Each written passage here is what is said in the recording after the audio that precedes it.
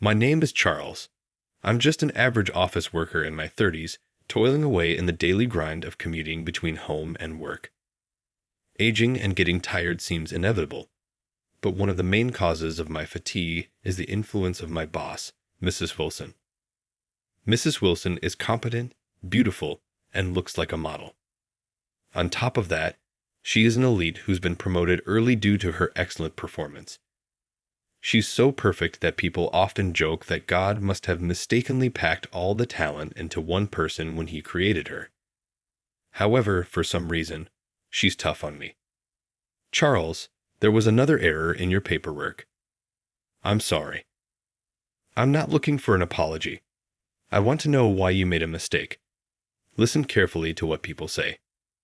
Because I often make mistakes, I frequently get scolded by Mrs. Wilson like this. That kind of thing puts extra pressure on me to avoid making mistakes, and as a result, I'm exhausted. It's always so relaxing here. I say, taking a seat on a bench in a park. The park is close to my office, but there are not many people because there are homeless people. That's why I often take breaks here. It's my hidden retreat. Well, let's see how much I can get done today. After finishing my sandwich quickly, I took out some yarn from my bag. People might say it's feminine, but I've always enjoyed crafting. That's why I'm silently knitting here as a way to relieve stress. There's another reason I choose to knit here. Back again today, Charles. Hello, Joe. When I'm knitting, an old homeless man comes to sit next to me. This man is Joe. He's a friendly guy and a good conversation partner for me. People tend to shun him because he's homeless, but Joe doesn't mock me for knitting or call me feminine. He always listens to my stories. I started talking with Joe a few months ago.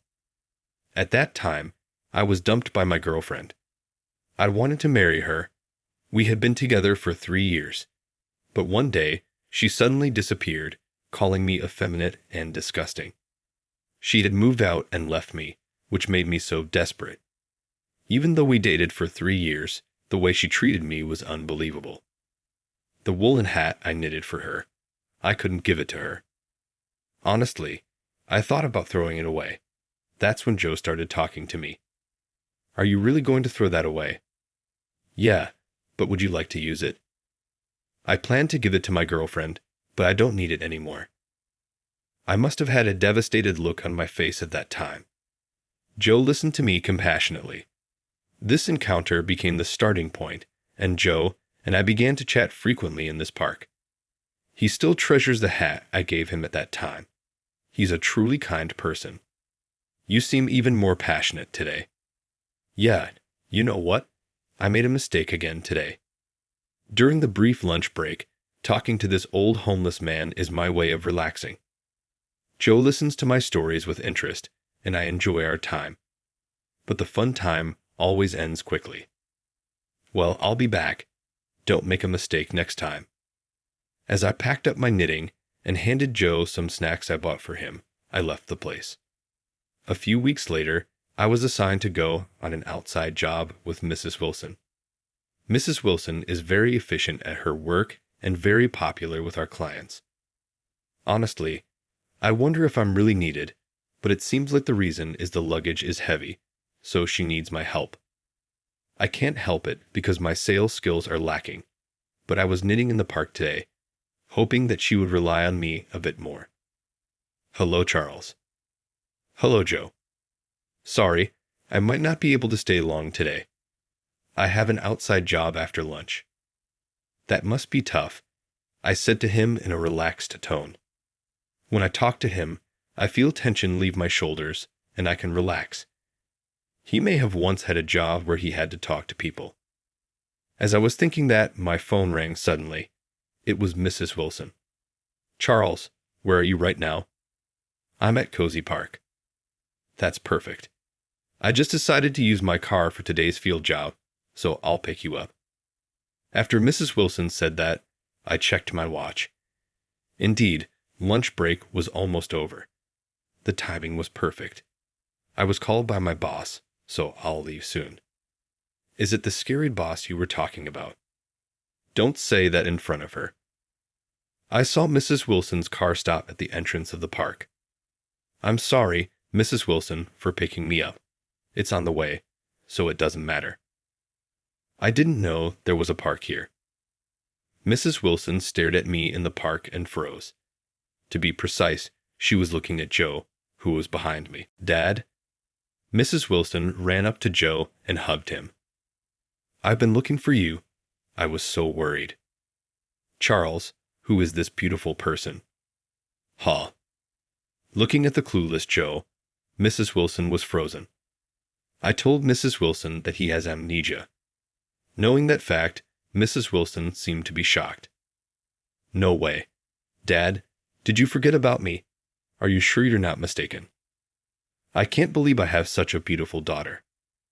You're not mistaken because those gloves, they were made by Mom. Saying that, Mrs. Wilson was teary-eyed. Come to think of it, Joe always wore those ragged gloves, even though they were worn out with holes and missing fingers. It was something he had worn since he came here. He seemed to cherish them. Mrs. Wilson asked Joe several times, but Joe just tilted his head. It wasn't getting anywhere like this, so I decided to leave the park with Mrs. Wilson for now. It was time for work after all. During the field job, we were silent all the way. Mrs. Wilson, who never put personal feelings into her work, is strict but handled things professionally until the work was over. But as soon as the field job ended and we arrived at the park lot, she burst into tears, perhaps unable to hold it in any longer. All alone, she muttered, "Sly, Dad, was it so traumatic that you forgot?" She looked so pitiful.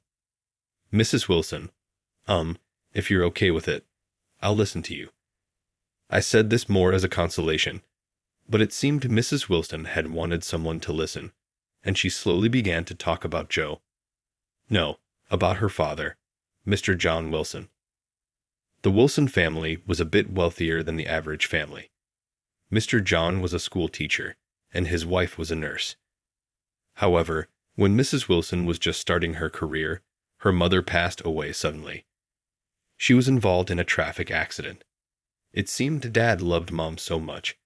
After she passed away, he quit his job and secluded himself all the time.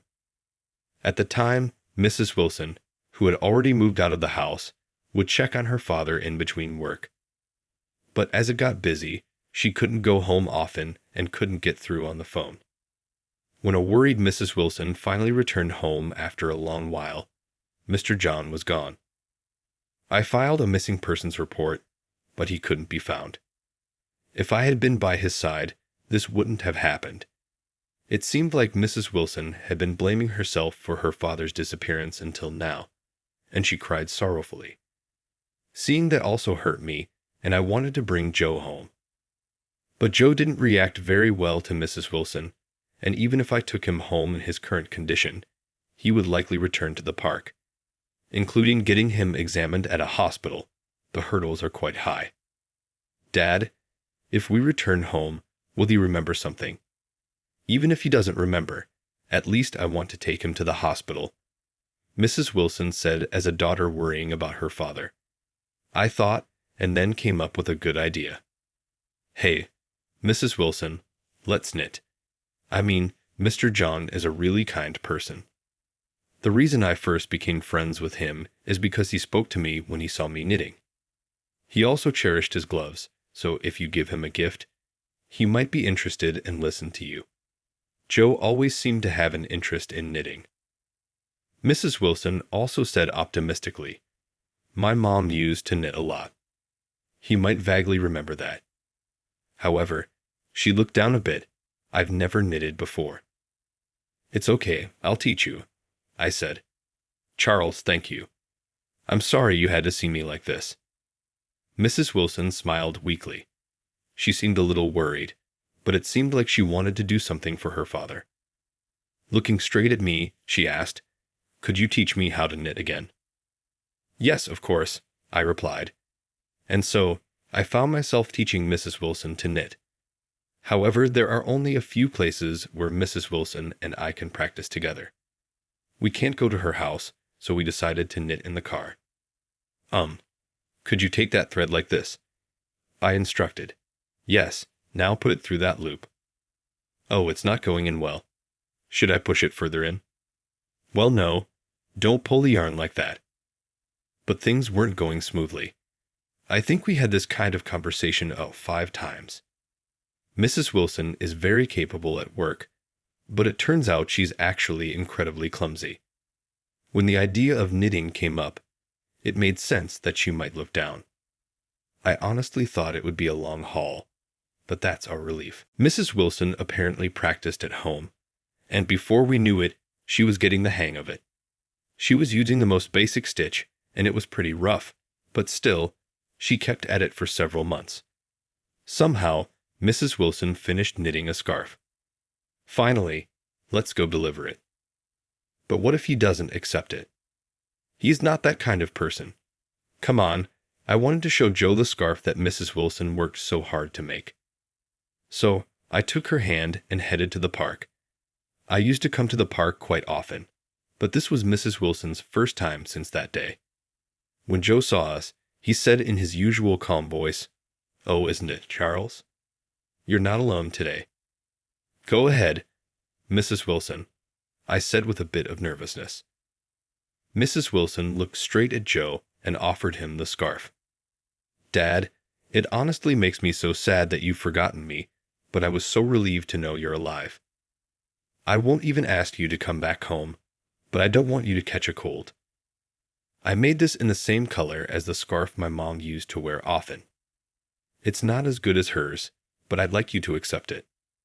While telling her heartfelt feelings as a daughter, Mrs. Wilson gave the scarf towards him with a smile. Mrs. Wilson's mother was good at knitting, and this time Mrs. Wilson had made a scarf with a design similar to the one her mother often wore while she was alive. It was filled with memories. Wilson hoped that it might jog his memory of it. Joe accepted the scarf and said, "It's warm.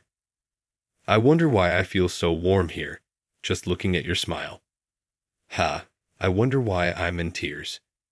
Joe said that as he wrapped the scarf around his neck, touching his chest and shedding a single tear. I wasn't expecting his memory to miraculously return just because of a scarf, but it seemed to have kind of triggered it.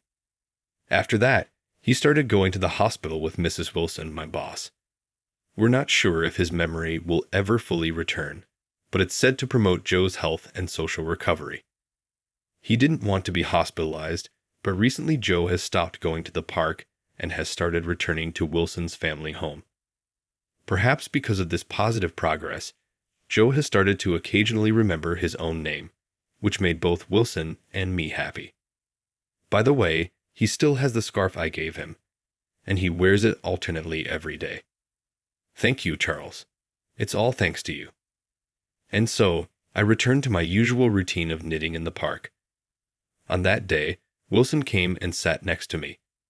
Wilson stands out in a good way at the office, so I appreciate being able to talk with her in the park. I'm grateful. But ever since that knitting, Wilson has been acting much more casual with me. I guess we've gotten close, but to me, Wilson is too attractive, and it makes my heart race. What am I doing at my age? I feel so pathetic. You're the one who put all the effort into knitting, Mrs. Wilson. I didn't really do much. Teaching me to knit wasn't a big deal to you. Well, aha. I said, giving her a smile as I stuffed my mouth with a sandwich. Through our interactions, I've come to understand that Wilson tends to be stern with those she has high expectations of. At work, she had high expectations of me too, which is why she apologized for being so strict. So, Charles, would you like to have dinner with me sometime to thank you? Also, really. I was taken aback by her unexpected suggestion, but Wilson laughed and said, "Of course, or you don't want to have dinner with me. I'll go." I would be honored. I jumped at the chance, which made Wilson laugh again. "You're honest. Can we exchange our contact?" "Yes, I just realized I don't know your contact, Mrs. Wilson." "Call me Sophia. Register me as that, Charles." "Harrison?" "What?" I froze at hearing my full name, but Wilson just input my contact and then casually said, "I'll contact you later," and left. Wilson knew my full name all along, It makes me happy, and I can't help but grin. I'll try my best to earn her trust enough for her to call me by my name. While making such a determination, I start knitting a scarf woven in shades of blue and white.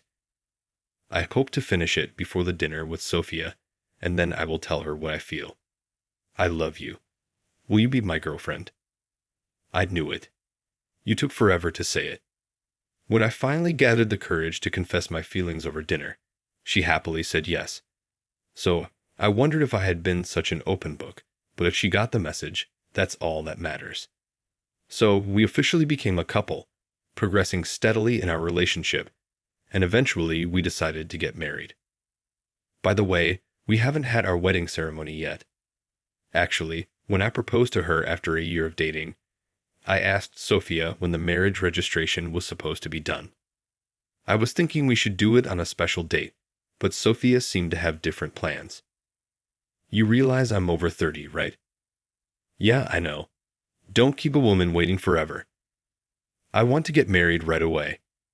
Otherwise, I'm afraid someone else might snatch you away from me. What a cute thing to say. So we submitted the marriage registration before the ceremony. Now, although Sophia and I are married, I'm still doing my knitting at the same park.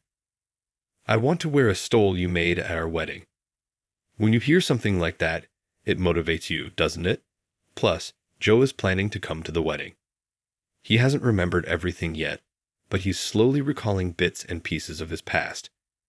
I thought our wedding might serve as some kind of trigger, but he seemed unsure, asking, "Am I even supposed to be there?" with an anxious look on his face. So Joe worries. I'm planning to gift him something I've knitted too. According to him, the things we've knitted have been like good luck charms to him and have been really reassuring. What color should I go for? Imagining my future bride, I pick up my yarn again today.